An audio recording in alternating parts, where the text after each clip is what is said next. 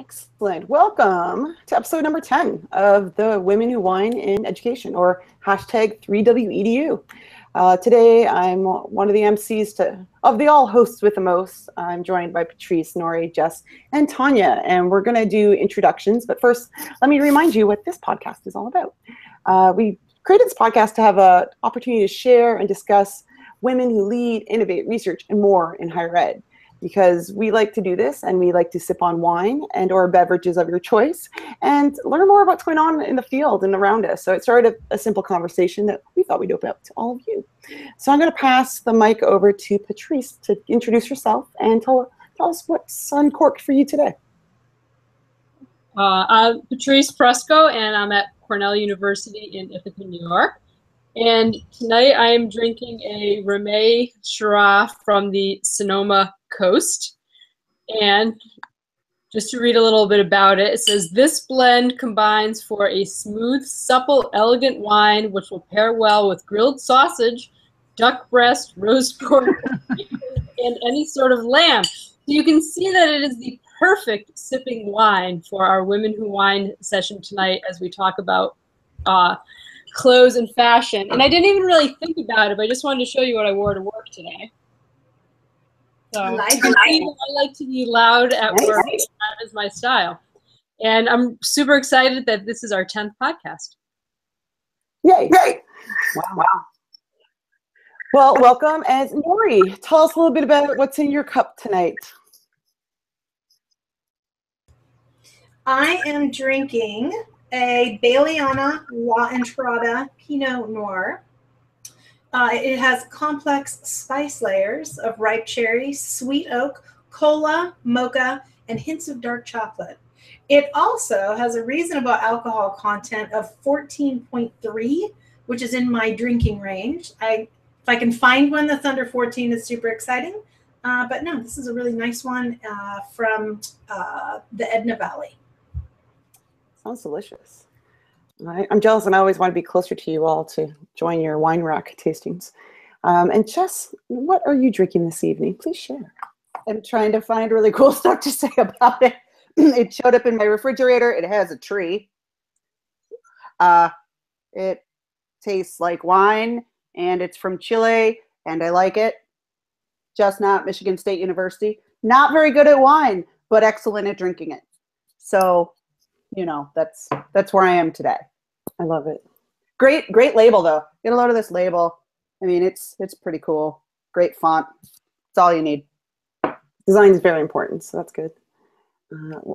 Tanya Justin, qu'est-ce que tu drink this evening? Hi, I'm Tanya Justin from the University of Wisconsin-Milwaukee. I am actually not drinking alcohol today. I am drinking Everyday Detox Tea by Traditional Medicinals. I would strongly recommend it. You know, in Milwaukee, we drink all around, but we drink a lot in the summer because it's like party central, and every single day there's like a street festival or music in the park.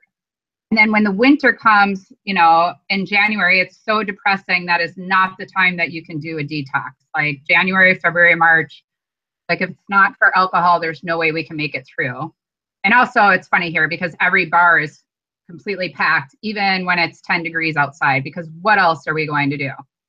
I think we celebrate the summer because thank goodness summer came, and then we have nothing else to do in the winter but drink because it's so cold here. So that's what we do. So I think October is a great time to do a detox. I don't really officially do a detox. Just trying to adjust myself, you know, doing some more yoga this week, trying to actually eat 3 meals a day, which Jess and I were talking about. We get so busy, we don't take care of ourselves. Patrice was just talking to about, you know, forgetting to eat during the day. So trying to eat 3 meals, do some yoga. But I did want to bring up a little find. You guys know I love the Boda boxes. So my friend last weekend brought over this Boda box Malbec. And I was really, she's not a wine drinker. And I was like, oh no, not the Malbec. Like, where did they get that from? So what I did find out about Boda boxes, curious enough, is that they actually partner with a vineyard, and that's what they box up. So as we know, the great Malbecs usually come from South America. This is actually a Mendoza brand wine from Argentina. I found out that the Cabernet Sauvignon is a California cab. which makes sense why I like that as well. And also, I know Nori would appreciate, you actually have the alcohol content on the Boda boxes as well. So it was interesting to find out that the Malbec was 13.5%. So just those of you that are getting into the Boda boxes, you can check to find out where your Boda box wine is coming, from what winery and what country, and also the alcohol content. So, and the Malbec was, I mean, it's Mendoza, it's great. So if you like a Malbec, go for it. It's like our warehouse or Costco of wines that they kind of get up the surplus and use that. That's great. I'm drinking 337. It's a Californian from the Noble Vines, and I liked it because it had the words mocha and dark cherry in it. So that's what I'm drinking today. It's a lot of condensation. Still hot here, even though it's fall, quote unquote, in Texas. And I'm giving a shout out to a side buy, which is Go Vino. Nori has these really cool traveling cups. She might be drinking out of one right now. I don't know. Oh, not tonight. But Go Vino, I'll tweet out a link, is an on-the-go. Vendors use it, but they're plastic, but PBA-free glasses, little niche in them, and they have decanters in different sizes for cocktails or other light and refreshing beverages of your choice. So I'll give you a little plug for that. Today we're going to talk about, and I will say, a few of us are talking about where we're from. Let us be known. Our institutions don't represent anything we say or do on these podcasts, but they support us in different ways, and we thank them for that. So I'm still in Dallas and lecturing at a couple places in University of North Texas and Royal Roads, and talking with these fine ladies in places. And one of the places we talked about, we're going to just chat about first, is the WCET conference in where we were just in Minneapolis last week. And we're going to chat about that a little bit. And then we're going to get to the meat of the topic, which is the fashionista and expressing ourselves and how we express ourselves in higher ed, with our guest, Julie Larson, who's going to join us in a bit. So we welcome, if you're tweeting or following along, please share. Let us know what you're drinking. You can add to the doc. Someone will tweet that out. It's the bit.ly link, 3W.edu, episode 10. So let's talk a little bit about some takeaways for the WCET conference. We did a conversation of redefining higher ed to support women session, which we thank those who came and attended. We had some great conversations, but I really was hoping to learn more about what people are taking away from the conference itself, if they want to share some things they learned. And I'm just going to go down the list because it looks like Jess is first. So I'm going to pass it over to her. Sorry, I was trying to tweet the link, so hopefully this bit.ly link is correct. I had a really eye-opening experience at WCET because I have gone to different conferences for so long. And I mean, I travel 3-4 times a year, and this is my first time at WCET, and I just was blown away. I had such a good time. I learned so many new things, and you know, when I got back to the office, I was trying to share out with my coworkers. I was just this fountain of words. So I have to figure out a more effective way. I'll be writing a blog post at hub.msu.edu sometime this week. But I think the thing that really hit home to me was the difference in conversation. And in my work and my perspective, I tend to be extraordinarily student-centric. And I think that they should be an equal contributor, you know, an equal developer in their educational experiences. So I shared in the document a tweet that really, I mean, when I was laying awake and couldn't sleep and Laura had to catch an early train to the airport, and I was just like, what do? I don't want to wake her up. I literally laid awake and thought about this tweet from Carolyn Spear, who asked, you know, how do we reconcile these consistent student experiences and personal touches? And I was thinking about being at a large institution, and we want to do that. How do we scale that? What does that look like? Because when you say scale and experience or personal, they're completely counterintuitive. They don't seem to work well together, but I think we're finding some interesting ways to do that. So I had a really great conversation. John Robertson, who's Kavu Bob, Kavubob, posted a great Storify and had a lot of just really insightful tweets from this conference. And Carolyn Spear, who is Shocker Carolyn, SHOCKERCAROLYN.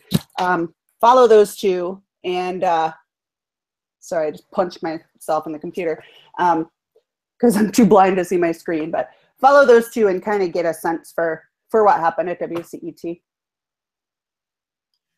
Thanks, Jess. I appreciate that. I will tweet out those handles, and I appreciate the conversations from them as well. Tanya, what is your takeaway from last week? I know you had a lot going on. You were quite busy out there. Yeah, I had several sessions. I was there primarily to talk about the work that we're doing at the Data Research Center.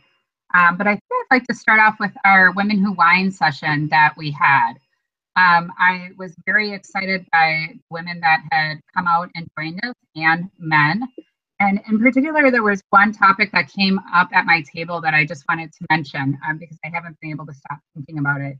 And that's what I'm calling the masculinization of women in order to just achieve success in the workplace. And it's where women take on masculine traits that are seen as more favorable in the organization in order to move forward. Now, this is something I've often felt in my entire career that I did. I think it also was a part of how my mother raised me to be successful in the workplace. And what was interesting is there were some senior executives there, very upper administration as far as their role in education, vast experience.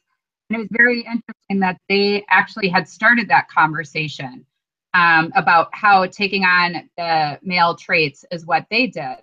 And so I found myself, as you guys know, recently in the past few years, sort of saying, you know what, I just really want to be my authentic self. Like I'm, previously have been very focused on task focused, not focused on caring or emotions necessarily, these sorts of things, not been able to express myself authentically, been wearing the black suit or the gray pantsuit for a really long time. And just thinking about how to move beyond that. And I think it was just great to have that validation that other women are going through the same thing that I've experienced in my career. The second thing that came up was the role of students, which I was hearing over and over again. I think Jamie from Google, the chief education evangelist, I've heard him at the Global Minded Conference in Denver in June, which is a great conference. I encourage all of you, if you want thinking outside of the box, to check it out. But him, along with Tom Cavanaugh from University of Central Florida, and talking about their student performance dashboard. I mean, there was a theme about the fact is, what is students' role in our identification of technology that should be developed, in the actual development of technology? I've always said that I learned so much from, folks that are younger than me, or team members that are younger than me, or family, daughters and cousins and nieces that are children that I see how they use technology or how they think about it. And so it was very interesting. Jamie had talked about these amazing things that children had done. And it brought me to the idea that we're not listening to our students and necessarily what their needs are often enough. Are we really asking our students, hey, what do you want? What technology would you like in order to make your progress better, to increase your ability to meet your student outcomes? And the other thing too, Tom Cavanaugh has this great group. I mean, obviously we know University of Central Florida rocks, but they have student app developers, and they had wanted to develop the student dashboard. There's a million out there that you can buy. They actually had some student developers that put it together, and then they not only did what the vision was for others, they actually helped develop that vision. So no, we really want this functionality and we want that functionality. So I think all of us need to think a little bit more about how we can help students drive technology solutions, as in identifying what processes technology should facilitate, but also why not give our students more real life experience in developing the tech. And doing project management around some of these things. I do some of this in my own class, in my communication technology class, and in my organizational communication class. But it's something that we should have a more concerted effort. The last thing I just had is from all the research that we've been doing at the Data Research Center, which you can check out uwm.edu/data, DETA. It sees the opportunity. I find a lot of times it's hard for me to just get up that confidence and just move forward with something. I know everyone thinks I'm just like plowing through, but I have lots of ideas, and I always feel like until I have funding or it's more formal, like I can't move forward with these ideas. And everybody kept saying, we should just be doing this. Seize the opportunity. Let's start collaborating. So I came back with a whole list of ideas. Jess and I were talking in the airport about some other ideas. And just really prioritizing my work life, my goals, and what we're doing at the center. So exciting stuff. Go for it. Seize the opportunity. I like that. Carpe diem. I tweeted out the link to Jamie's talk that he shared. It was recorded. And I do think he has some good messages. I agree with you, Tanya. How are we involving the student? And I think someone tweeted out or shared open notes from our 3W EDU conversation. So thank you for that. Patrice, what did you take away from last week's meeting in Mini? First, let me unmute myself. So, I mean, I agree. I thought that the talk from Google was an awesome way to start the conference. And I someday want to be the chief education evangelist. I think that's the best title of anyone I have ever heard. The things that stuck out for me in that talk was one, just it was a good reminder of what it's all about.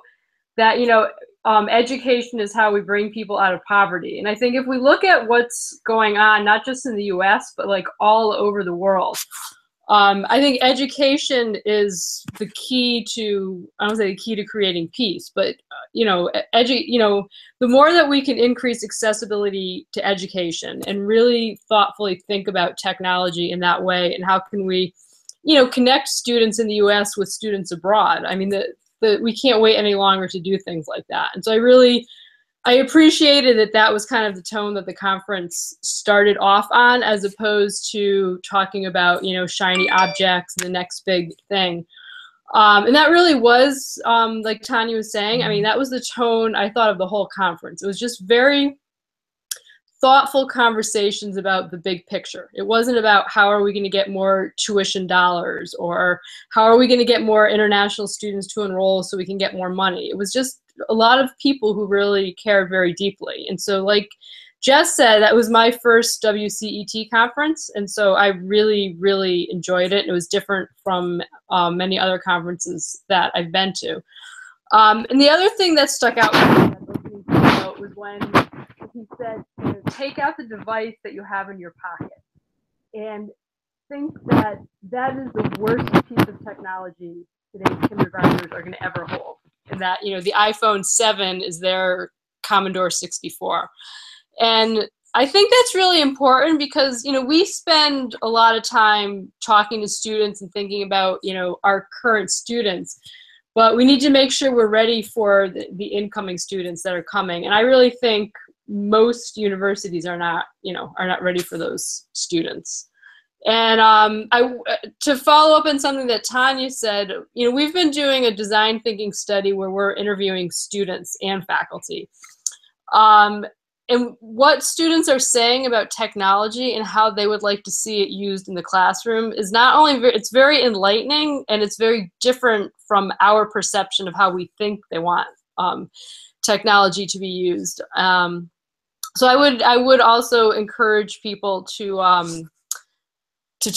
talk to students more and get more of a student voice. And I want to look for the link because Kristen Eshelman at Davidson College, they have a grant that students can apply for to create content and things with technology. And so I'll look for that link and share it, because I think that's also, like Tanya was saying, to have students as co-creators is really, I think, is something that we need to do more of. Yeah. Oh, sorry, Laura. Oh. Educational technology or just technology in general? Can you say that again? With respect to educational technology or just technology in general? Oh, you can hear? Okay, no worries. You were breaking up. I just heard educational technology. Is Kristen's grant specific to ed tech or just technology in general? Ed tech, I believe. But I'm going to see if I can find the link and share it.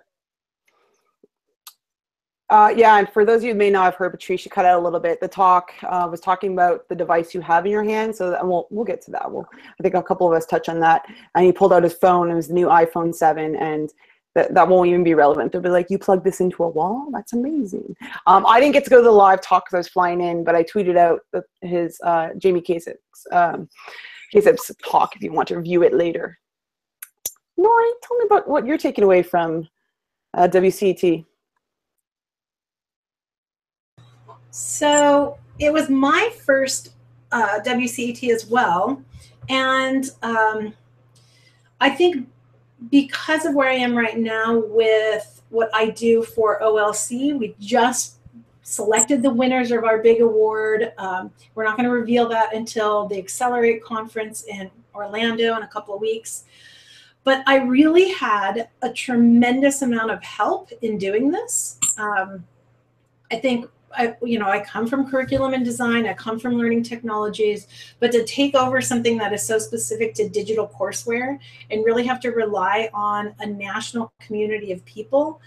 So for me, WCET was full of people. I got to meet people face to face who I leaned on throughout the last 9 months to do the project that I've been doing. And I think what we've done collectively is pretty phenomenal.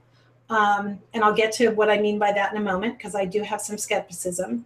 But my first thing was, this conference was intimate enough that the conversations I had were authentic, and the people who were there were exactly the conversations I wanted to have.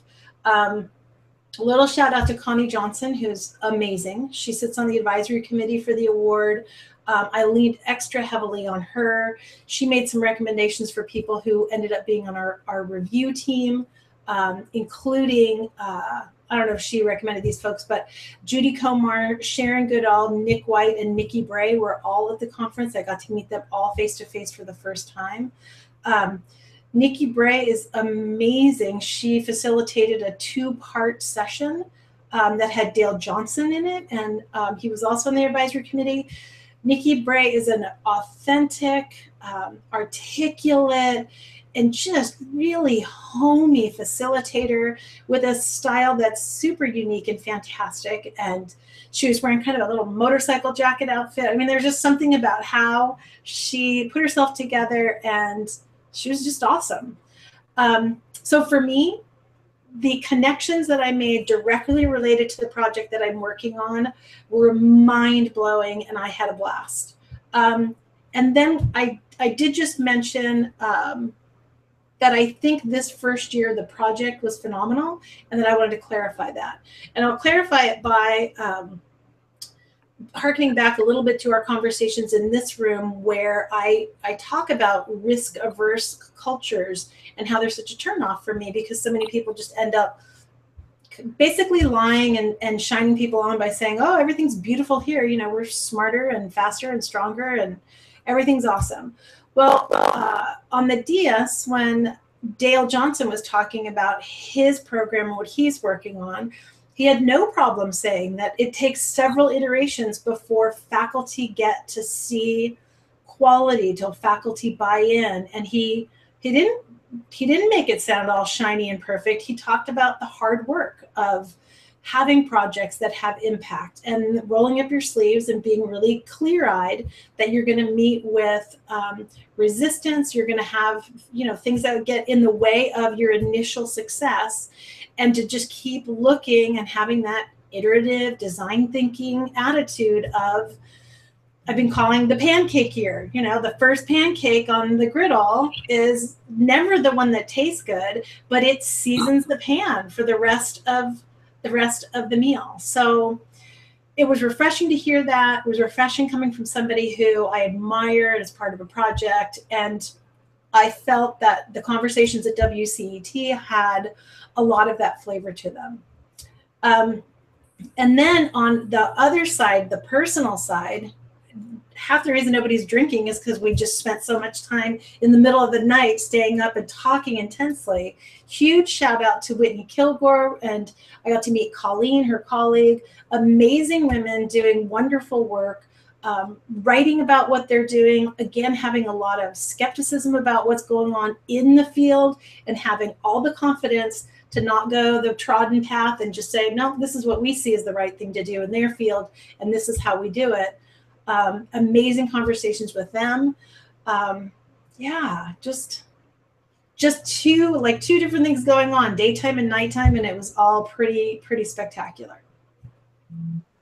I think you're right, and a lot of us, it was our first time attending a WCET. Not Tanya; she's been around there for a while, but I myself as well as I don't know why I didn't attend this kind of conference before, and I'm going to give a shout out to Russ Poulin and Megan Raymond, and formerly Callie, who worked with them, and Lindsay Downs, who really put together.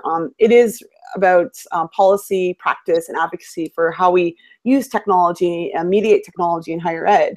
And so, as a former practitioner in the space, or if you're an administrator, or if you're one planning programs, it is a space. So it's not just a faculty or research-driven conference, although that is woven in. It's looking for people that are working on admissions to enrollment to student support.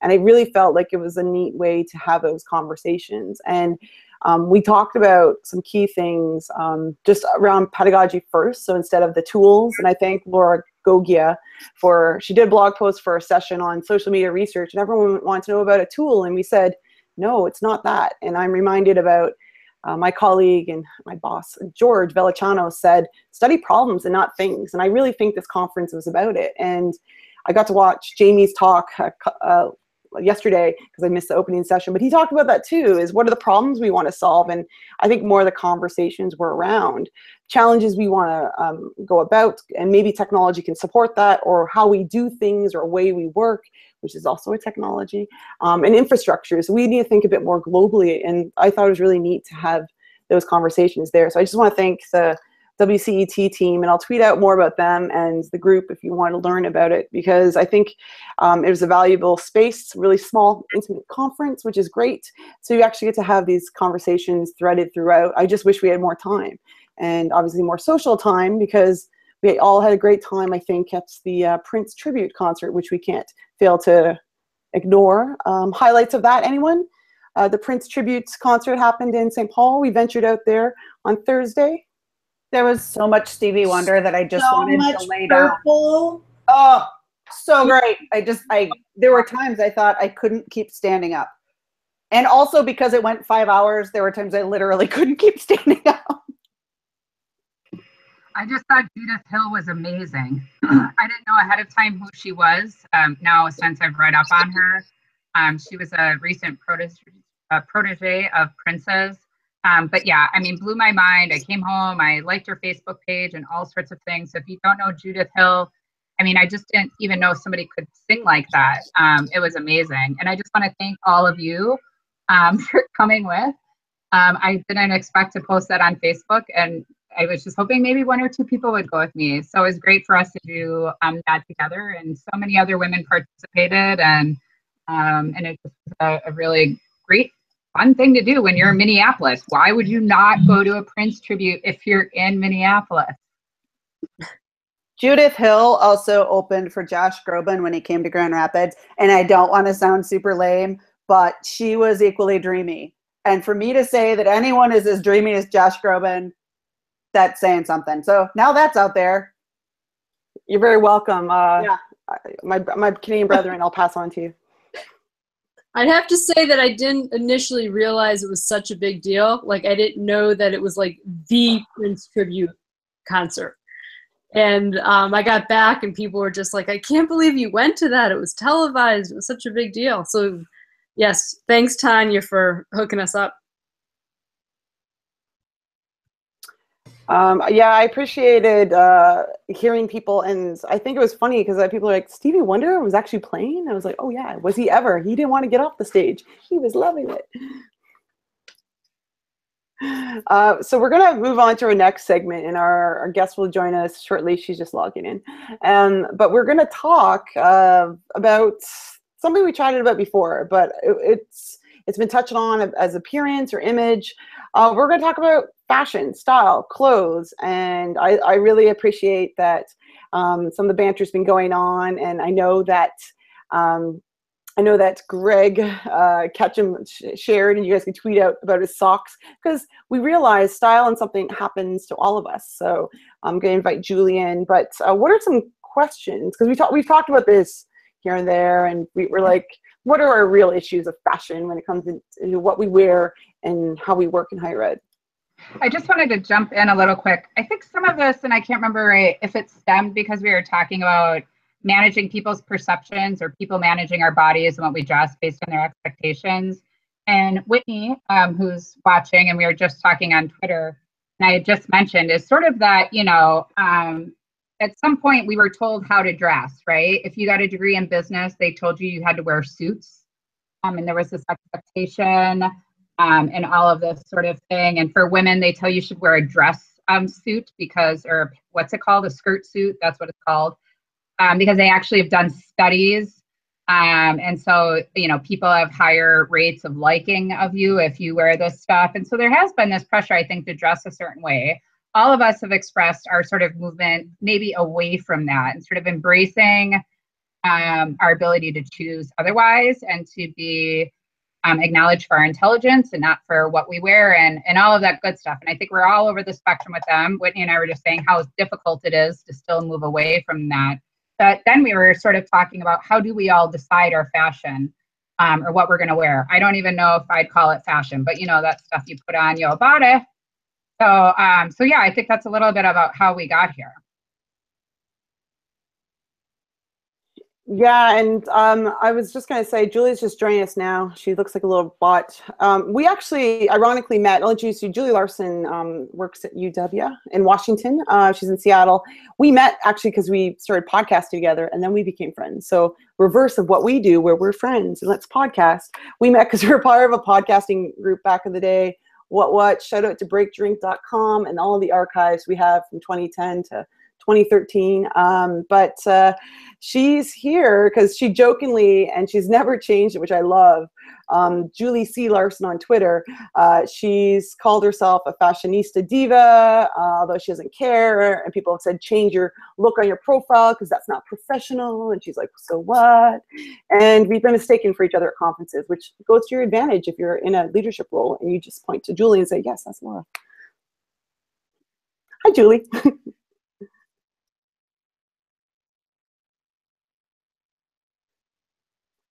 Now go. No. We'll just have to read your lips. I know. She's at work and she graciously come in. She's also in the same time zone as Nori, so there she goes. So I'll let her get her heads in, but we have some questions and we'd love to hear your questions on Twitter. We put some in the doc. Some of them were, are you considering revamping your wardrobe? What to do? How do you pair your Converse kicks with X for conference? Maybe it would be good for people to talk about their different styles because I don't know if everybody tuning in, so to speak, understands. You know, Patrice showed a little bit of her dress that she wore to work today. Jess obviously is a big advocate of Converse everywhere, so maybe we could just talk about that. I don't know. As Julie, where do you get your style? I get my style from the fact that I fall down when I wear high heels. So it's not even just Converse, but I think that, you know, the tech boom made it cool for me to wear Converse wherever. Would I wear them to a job interview? I'd have to think about it. It would depend on the place. But, you know, conferences and things, like, they kind of pair with everything. I have Wonder Woman Converse, the ones with cherries and flowers, and black ones, and green ones, and Spartan ones, MSU Spartan ones. So I figure, you know, do people want to watch me tumble down the escalator or do they want me to be cool? So that's my style is, you know, what can I not injure myself on, basically. Yeah. Nice. Patrice, what's your style? So my style is dresses, and more dresses. And I would say that that stems from the fact that I used to travel a lot internationally, and dresses require zero thought. You don't have to match anything. You always know how it's going to look. They're lightweight, they're easy to pack, and simple. And so my first kind of go round after being, you know, more or less a working from home, stay-at-home mom for many, many years was a trip to the extra 40% off section at Ann Taylor Loft, which continues to be my go-to place. You can pick up some just incredible dresses for $10 if you hit it right. And so that's actually has always been my go-to place to get dresses, although Target now is a very tight second place go-to. And I would say I don't know how I would describe my style, except that people will say to me like, oh, that dress is you, or those boots are you, or that kind of thing. And so in the winter, I definitely tend to wear boots with my dresses. My best friend, however, Jess did wear Converse to her wedding, so you have a soulmate there. But I will say, and I also tend not to wear suits. Like as I showed my dress in the beginning, you know, I like to have a little bit of flair. And, you know, through the years, I have heard people say like, you know, why does she dress like that kind of thing?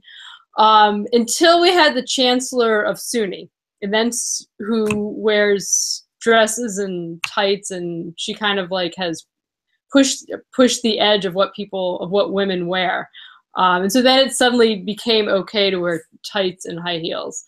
And I was a huge fan of high heels until I started at Cornell, where it's very much a walking campus with a lot of gravel and hills and whatnot. And so all of my gorgeous high heels are sadly in a box. It's bound to happen. I think Julie has a mic, so I'll let her say hi, and I'll put her on the spot. And no. She's going to go back. And Tanya, tell us about your style. I felt like this was going to go to Nori next instead of me. My style, I don't know. I think, as I had mentioned early on in my career, when I got even when I was working in graduate school, you know, I had lots of black pants. No, I was broke. I had one pair of black pants and like one black shirt, and I wore it every day almost, I think, and one pair of jeans. I don't think I had a lot of clothes. When I first started my PhD, I didn't buy any clothes for a year, for at least over a year, because I just didn't have money. So that became sort of my go-to. When I finally got a job, I went to like a clearance rack at Express or something and bought like 2 black suit jackets, 2 pairs of pants, one black, one gray, and that's what I pretty much wore. And I would change it with like a shirt, a different t-shirt underneath. Not like t-shirt, but pretty much a cotton shirt. And I wore that for years. And then even beyond that, because that's what it's safe, you know. Nobody's intimidated by you. Nobody's threatened. I also wasn't sexualized in any way. I felt like if I wore suit jackets and pants, because that's an issue being young, I felt. You know, I was consulting at 28 when I finished my doctorate work. And so lots of times with older men, and it was an issue, honestly, we've been there. And so I think that really helped me in some ways. But at some point, it was a balance. You know, what I was wearing out with my friends was not that. And what I was wearing out dancing, and it was such a disconnect for me. My actual self and my projected self were very, very far apart. And so as time went on, as I became more comfortable in my career, and especially the last 2 years, I was saying I had a critical incident a couple of years ago. And I just decided I'm just going to do what I want to do. And I love wearing heels, but I had foot surgery. I broke my foot. Then I had foot surgery for a tumor. And I had tendonitis of the toe. So wearing heels is really hard. And so now if you'll see me, sometimes I'll wear heels and a dress if I am presenting. Otherwise, I really just like jeans and some Vans. And I do still like suit jackets because they make me physically, I think, look better. They wear well on me. But anyways, that's sort of where I'm at. So I wear dresses to speak because that's what the research tells us. They want to see us as women in, sadly. So I wear dresses with a tapered waist so that I have that figure. Same reason I wear the jacket. And I wear heels, especially if I'm keynoting in front of hundreds of people, and that sort of thing. Sometimes I don't wear that day to day around in my office and campus. It's like jeans and boots or tennis shoes and I don't know, a fun t-shirt. So, or a hoodie, or maybe a blazer, or maybe a hoodie with a blazer. You should do a hoodie with a blazer because I think they have a female Zuckerberg look for you. Yeah, I've done that for a few years now, but then somebody stole my favorite hoodie and I need a new hoodie. If anybody knows a good hoodie company, let me know. I need a new hoodie. Black, please. I got you covered. Converse and hoodies. Awesome. And I did get Converse and Vans. I'm loving my Vans probably more than the Converse though. Nori, what's your style? How'd you describe yourself? Fashionista. I'm not particularly a fashionista. Clothes make me kind of angry in general. So But I do know that when what I look like on the outside matches what I feel like on the inside, then I stop thinking about clothes. I have had different jobs where I've had to dress up, and I can remember, you guys have all heard this, that when I had to wear suits, I had a county office of education job in San Bernardino for a couple of years, and had to wear a business suit. So I struggled with pantyhose, and I came up to several conclusions about how to solve incarceration, and it would involve some of the pain of pantyhose. But I also really, I picked the style of somebody I thought was cool, and that was, Dana Scully from The X-Files.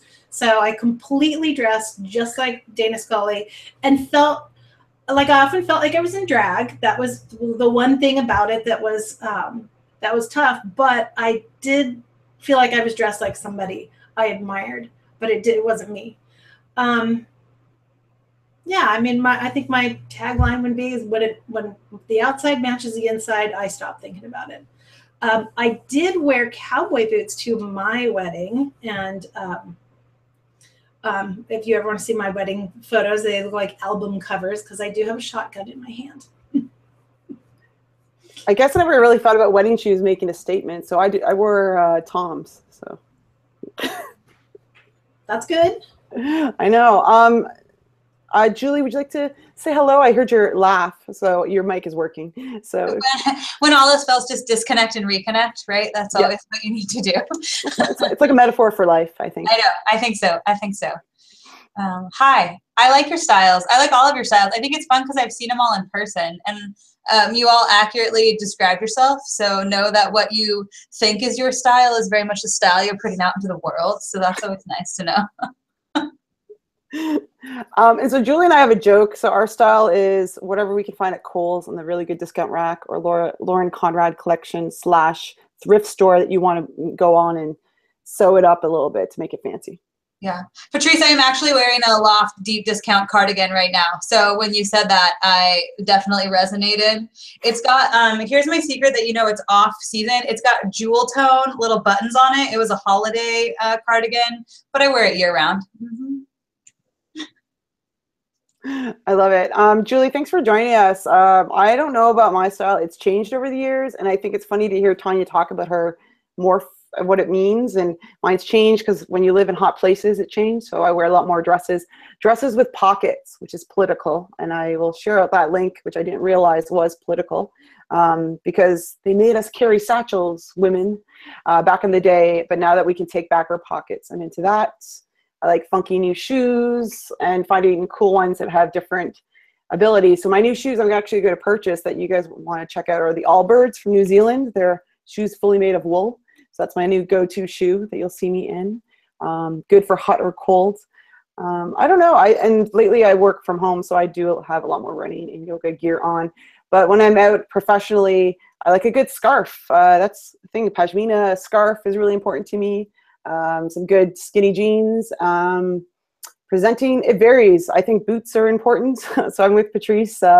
It's also a helpful place to put your mic if you don't have pockets for your dress. So if you're keynoting, that's a pro tip.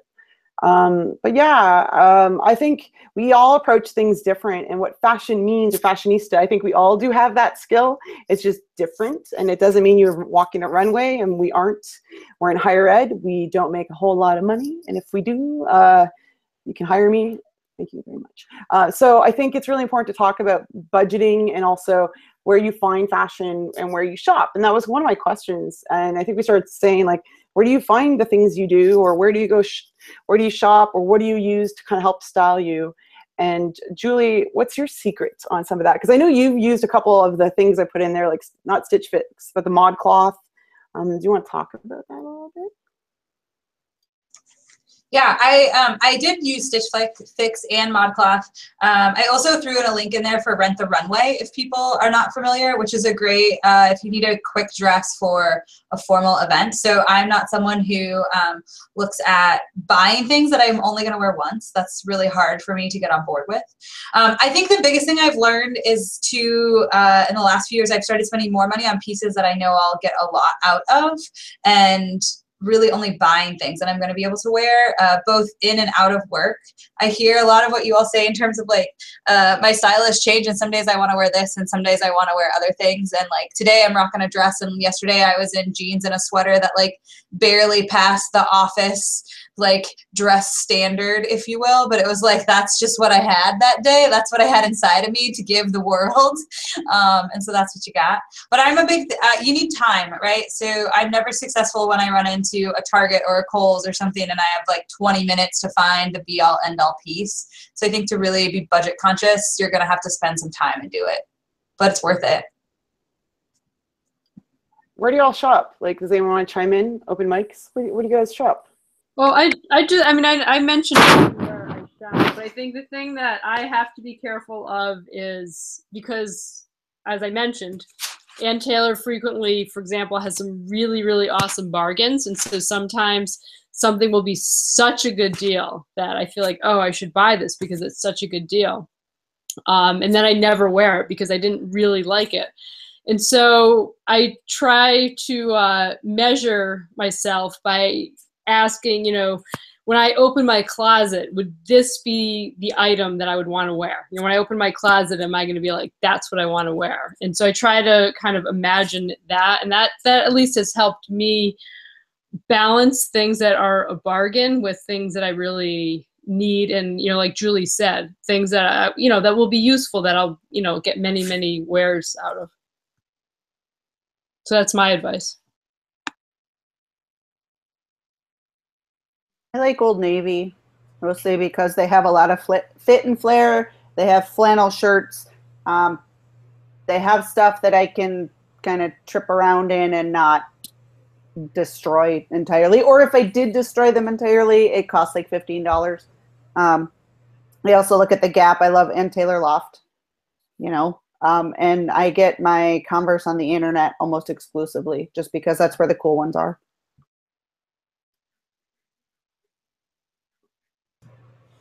I get a little anxious about how cheap clothes are getting.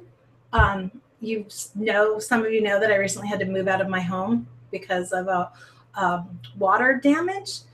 And I don't want to put half the crap that was in the container back in my house. And I really want to narrow things down. And I started looking at how I'll go to Target, and if it's like $19.99 or less, I'm like, sure, I'll buy 3. And I don't know when my fashion tipped to, my mom raised me to buy like one really nice piece of wardrobe that was really expensive and accessorize it and then keep that piece in your wardrobe for years and years and just change up your accessories and that would be your style, which I am recommitting to based on how many clothes I have that I don't need. I do not need 3 versions of such and so, or I don't need to buy so many $20 things when I could buy one really nice thing of quality, whether it comes from a thrift store, whether I get it from a clothing exchange, whether I buy it from a socially responsible dress shop of some sort. I am committing in my mind to really being more conscious about how much I produce through my purchases that result in gigantic recycling of clothing when I just give stuff away. That's a really good point. I think I want to amend what I said just a little bit in that I have a friend who owns a store here in town. I have a couple, but I can walk into Summer's store anytime and be like, I need a dress for this. And she will put me in a dressing room and she'll just bring me tons of clothes that are going to look great on me and help me kind of figure that out. So I have shifted a little bit towards, kind of having her help me dress myself like a grown-up is what I say when I go in there, but that's not really true. But she has, kind of helped expand my work wardrobe as well as my formal, going out to an event wardrobe too.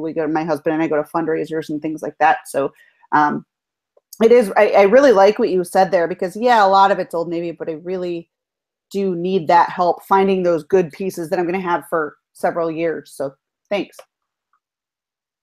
I think some of it too. I've had conversations with friends about the angst of women of our age. I'm going to use this all in like one age group, right? Trying to find clothing in the sense, to your point, Nori, like when did clothing become so cheap? And it's because I feel like you make a jump from like Urban Outfitters to suddenly all that's there for you is like Coldwater Creek. And there's nothing in this like middle gap for women who want to be sort of trendy and stylish and still have options. And so the default becomes those places like Target, you know, that are fine. I shop at Target, but like when you're wanting, like, where do I find my quality pieces, or where do I find that piece that's going to stay in my wardrobe forever, that doesn't make me feel kind of dirty because I'm also wearing the same thing as my 18-year-old student, right? Or I'm also wearing the same thing as my 65-year-old like mother. Like how do I fit in that middle space? And that's been really hard for me the last, I think, 5 years professionally to sort of navigate some of that area.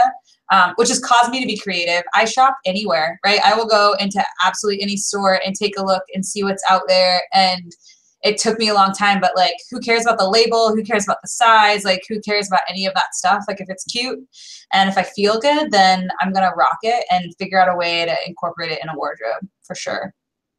And you said that right, Julie. Actually, I made assumptions about like where you go shopping. Well, I think more of us are going to bigger department stores. So I go with Fiacre in his back to school clothing shop in August when he goes and gets suits. And I'm like, I'm going to get myself some blazers because who cares if it looks good and it fits you well. And I think that's really important because Julie and I have talked about this, like the fit. If it makes you, and Tanya mentioned it too, like it makes you feel the way you're all business, you're going to rock something, then go with someone and ask their opinion. And I used to do that with Julie, but now I have to outsource her to a FaceTime at this point. But I think it's really important to get a critical perspective for someone else. So I like that Jess goes to her friend's shop. Or Tanya, who do you bring out with you when you go do some fun shopping or look for some cool new outfits? Where do you get opinions? So here's a secret. Patrice knows this. I hate shopping. So I do not like going out to the mall hate whatsoever. Shopping more than you hate shopping. I promise you. Hands down. So there's probably one time of year that I enjoy. I don't even know if I enjoy it. And that's to find my birthday dress, which Patrice watched me almost literally run through a mall. And I knew exactly the couple stores to look for that I would find a dress, and then run out of there. The past few years, I don't know if a lot of people know this, is I sort of went through a dematerialization of my life. So I'm not buying any more household items unless they're from a thrift store or secondhand. I don't go, or I try to avoid Target and Walmart and those sorts of things. Just like overspending, or really like just an abundance. It's a capitalist society, like Nori was saying, like, do I really need, I mean, first of all, I still have all of my suits from when I was in grad school till now. So for like 15 plus years, I have a line in my closet of all of those suits still. We need a deep water episode then, clearly, because we need. Yeah. No, I still wear them. I totally still wear them. What about a clothes exchange? That's what I've given stuff away at a clothes exchange where there were probably 20 of our friends. Everybody got together. We went to one person's house and there were clothing racks all over the place. And everybody changed, tried different things on, left with new stuff, left old stuff, and the rest of it got donated. Yeah, I don't think I'd enjoy that, but it's a good idea. Dana Scully suits. I still wear them, and they're there. I think another thing, growing up low income, like I still have to buy everything super on sale. It's just how I will always be for the most part. I'm also considerate of clothing waste, so we shouldn't be throwing away clothes. We need to figure out ways to recycle them because of landfills. And also, like, I used to like H&M to grab affordable stuff, but you know, you got to be aware of child labor and the different companies. And so recently I've been trying to do more shop local, shop thrift or vintage, make my own sorts of things. Don't get me wrong, I do buy pieces here and there. Pants are very hard for me, but I love the Gap clearances. I've been wearing Gap for, I don't know, like 25 years, and they fit my odd body, so that's awesome. Online, Zappos is great. It's got free return, free shipping. You could buy 5 pairs of shoes, or get 5. You only like one, you send the rest back. I also been buying stuff on eBay, so you find really great used shoes that are gently worn. You know, if I find a shoe I like, I want like that same one when it wears out. I want the same one back, especially when it comes to work. Like right now, I'm looking for these Calvin Klein Saxons. I need them in a 6.5. I'm searching for them on eBay. I just want that same shoe back. So eBay's really good. And so that's sort of where I'm at. I was thinking about doing one of those, you rent your clothes every month or something like that. But even then, I don't know, like, do I want to, spend that much? I don't spend that much money every month on clothes. Me, it's like, do I want to do that? Or I don't know, go to Costa Rica every year. I'd rather go to Costa Rica. Did you do the Stitch Fix, Julie? That's the personalized shopper. I think that's kind of what Tanya's talking about. Yeah, I did that, and I thought it was a disaster. I was really honest with them in my reviews, which included lines like, if I was the conductor on the front train, then maybe I'd wear this sweater. Or how many times do I have to tell you that I have a pear-shaped body? And I was like, imagine a woman with a pear-shaped body and make it more pear-shaped, make it pear-shaped again, and then try again when you send me skirts next time. So I did it for like 3 months, and then I just gave up. Because I think to the point of like, they get you when it's like, oh, it's just $20. And then when I say 3 months, I did it 3 times, because you can get it like, I got one every other month. And it felt fine, but the pieces were just not great. And I'm so much in a space of like, I just want to feel good when I wear my clothes. That it just was not for me. I think too, as women, you get pushed into trends. Like, this is what's trendy, so you should wear it. Like, I hate all the people that came up with ankle boots because I'm short and pear-shaped. And so ankle boots are like never going to be my jam. And I tried real hard, but like, just knowing that sometimes you have to let things go. It's not going to be your fashion dream. It's, just part of it.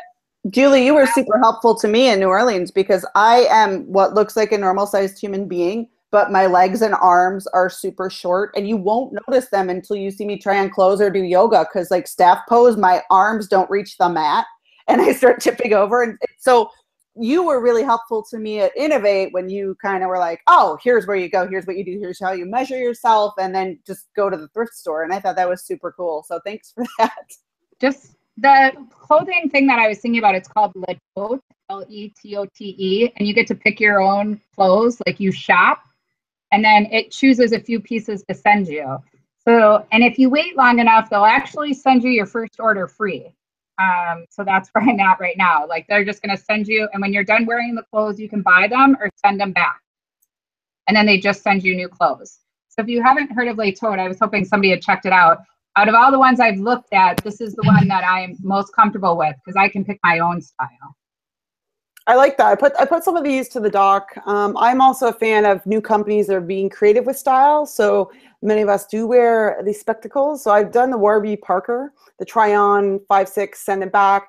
They're actually quite stylish frames. I don't need a name brand because I don't really care. So I'm not the kind of person who cares what's my purse is named or my eyeglasses are named, but I just want quality and try them on. So I like Warby Parker. And I think that there's more places thinking about that. And the idea of the Rent-A-Runway sounds great.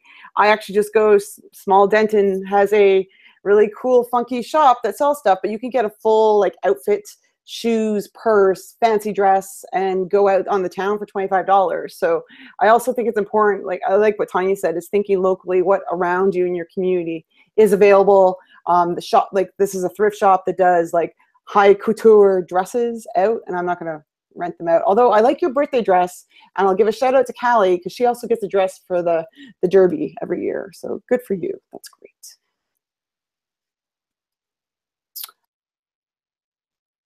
Can I do one more plug? Sorry, this is one more fashion plug. Yes.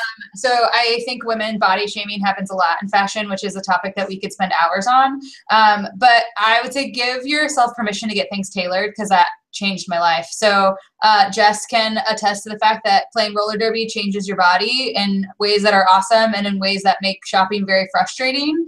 And so once I gave myself permission to like find a tailor and pay for a tailor to like take an awesome pair of pants, and like it's not my fault these pants don't fit, and I can get them fixed for another $10, and then they'll last me for 5 years, like that's a great addition. So look into a tailor if you haven't. It'll make you feel better about yourself, I promise. And I can see my feet. You're the one who got me to go to a tailor, and now I can see my feet, which is crazy. So I can see all the awesome Converse I'm wearing because they're not under pants. It's top notch. Right, and I think some of that is design perspective, and that's we're pushed on certain styles and looking that way. I also will comment, and so the other thread from higher ed, coming back to that, is I think we get judged in the field of what you wear. And I know this, I came from working in Europe for a couple months. I came back to an institution in Canada, and I had the women look at me because I had a suit that had shorts in it. So it was a like long short pantsuit, but not pants, but shorts. And they're like, is she wearing shorts to the office? I'm like, yes, it's a stylish suit outfit. I'm sorry, it's above you. But they were the ones that were actually very critical and the most critical on wardrobe. I don't think I've ever had, I don't know if male supervisors actually feel comfortable doing that, but it'd be the women colleagues or the women supervisors that have made comments on wear. And I don't know if any of you have experienced that or want to share that. I know we're wrapping up here, but yeah, just really quick. I mean, I think it's a big shout out to women to think twice before you think it's your place to say something to another woman, even if you think it's woman to woman, about what you think is appropriate for us to wear, because you are controlling us by those comments. And also you are coming with your lens from your age, discipline, region, whatever it is, your social context. And so, you know, maybe that's not necessarily your place to do that. And I know we're getting to the end here. Yeah, and I just want to say thanks. We could talk about this for hours, and we probably will. And if you want to stay offline with us, you know where we'll find us. We'll let you into the chat. I want to give one plug, speaking of fashion and style, to Calvin and his crew, hashtag Danger Running. He actually designed our new logo, and someone might tweet that out. So thank you for the new 3WEDU logo. Thank you, Julie, for joining us. This conversation is not over, but keep having it and sharing and swapping and talking about where you go tailor stuff. And I think these are all great points. So until we meet next time, we will have, and there's some notes in the doc for you to reference. The next one will be, actually a podcast is changing to Monday, November 7th. That's from 3:30 to 4:45. We're working out the technicals, but we're going to podcast live from the IT Leadership Conference. It's held at Nebraska. University of Nebraska is hosting us. And there'll be a panel. If you're coming in live in person, great. We'll have some wine for you there. That's also excellent. And also, if those of you are going to Accelerate, you may want to attend our panel on Friday, November 18th at 11:45 a.m. in Orlando, one of my favorite places. And yeah, thanks y'all for tuning in today. And we hope to see you back in November for the podcast number 11. More to come, more show notes, and probably more thoughts on our blogs.